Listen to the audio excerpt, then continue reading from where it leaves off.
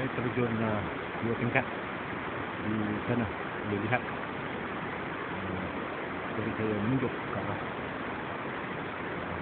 jauh tadi. Saya pergi ke sana lahan-lahan.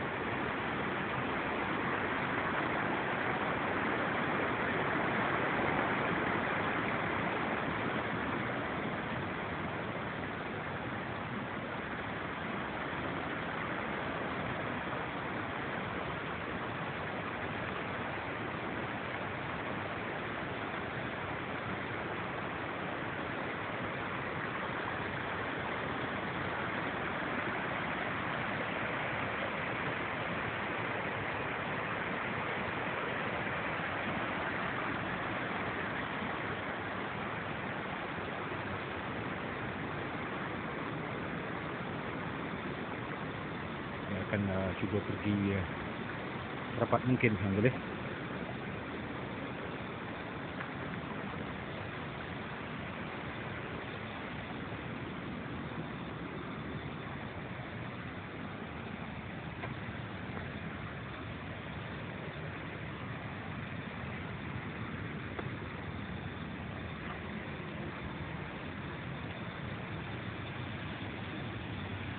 Ini juga adalah salah satu lubuk yang berpotensi pada waktu malam. Dan di atas sana, saya rasa mungkin agak payah untuk saya pergi ke bahagian atas sana sebab dinding batu yang menegak. Kalau terpaksa naik pun di hutan-hutan yang tak ada denai tu, jadi terpaksa menebas. Mungkin boleh, tapi makan masa.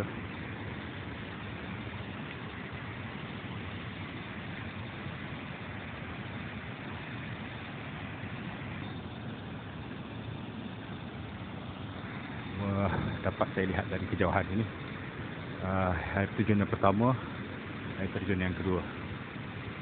Itu cantik, indah pemandangan di sini. Dan ini lubuk yang berpotensi untuk memancingkan tengas pada waktu malam. Luas, besar.